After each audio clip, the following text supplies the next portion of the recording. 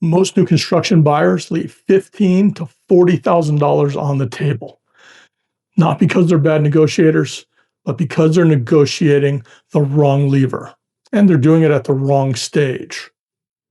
Last month, we structured a deal that produced over $75,000 in total concessions on one home. The builder didn't feel squeezed, the buyer didn't overpay. That doesn't happen by accident. It happened because leverage changes as a home moves through the building process. Most buyers negotiate builders like a resale seller, and that's a mistake. Builders aren't emotional sellers, they're operators. If you don't understand what they're protecting, you'll push in the wrong direction. Here's what happened. We had a client looking at a completed home in Las Vegas, Nevada. It had been under contract. The previous buyer had added a lot of upgrades, then canceled. When I learned there had been a prior buyer, I also knew the builder had likely retained the option deposits. That told me the builder was in a stable position on this property, which meant they'd be more likely to accept a strong offer. The builder relisted it at $795,000 and was offering 3% towards closing costs and a below market interest rate. We asked for $75,000 off the price on top of the incentives that were already on the table. They countered back at $45,000, which actually brought the home within our client's budget. At this point, we had priced where we needed it. So instead of pushing for more reduction, we looked for added value and convenience for our buyers. We shifted structure. We accepted the $45,000 reduction and asked for a washer, dryer, and refrigerator to be included. They agreed. Final structure, $45,000 off the purchase price, between $6,000 and $10,000 in appliances, 3% towards closing costs, a below market interest rate, and no separate appliance purchase after closing. Over $75,000 in total concessions.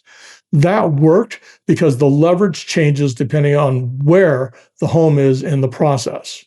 Either it's not started, under construction, or finished. Let's break that down.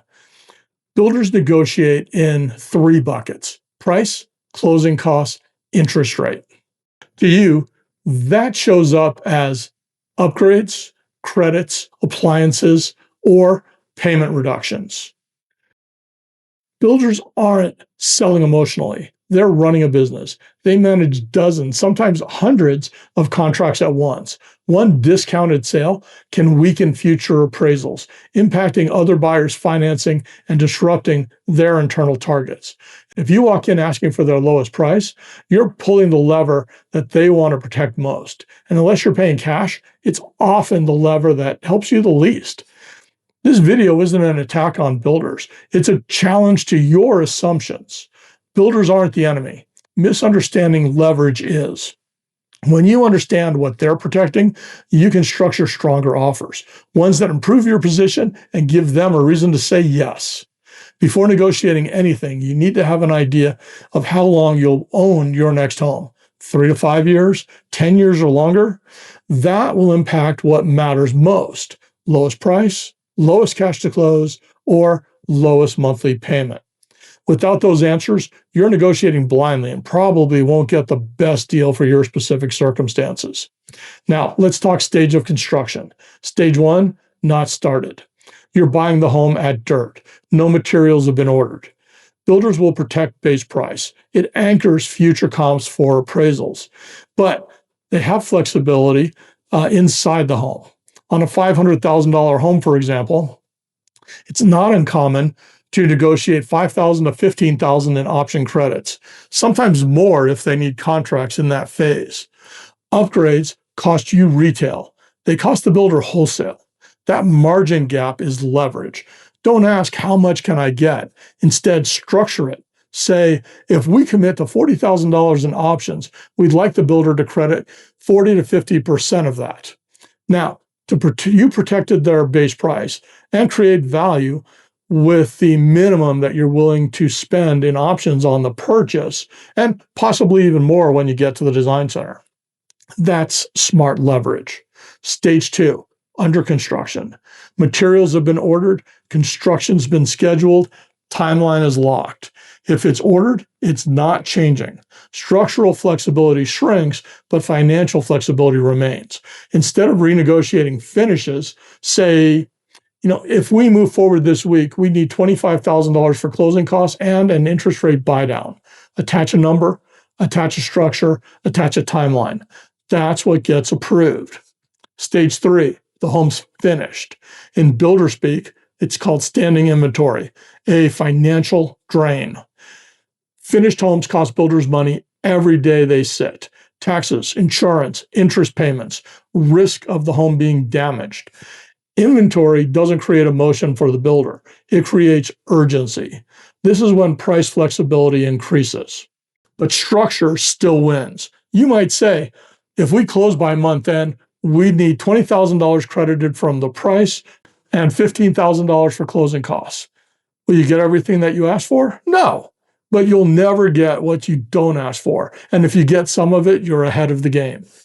See, builders don't fear tough negotiators. They fear inventory sitting. That's your leverage. Your leverage increases when their pressure increases. I've seen two buyers looking at the same floor plan, both finished homes offered at a similar price on similar lots in the same community. One bought at full price with the builder's offered incentives. The other received an extra $8,000 in incentives simply because it was the final day of the builder's fiscal year and they were short on contracts.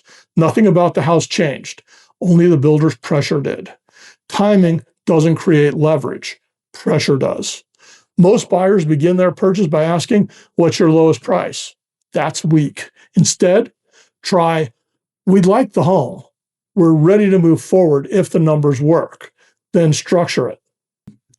To make this work, we'd need $10,000 for upgrades and 3% for closing costs.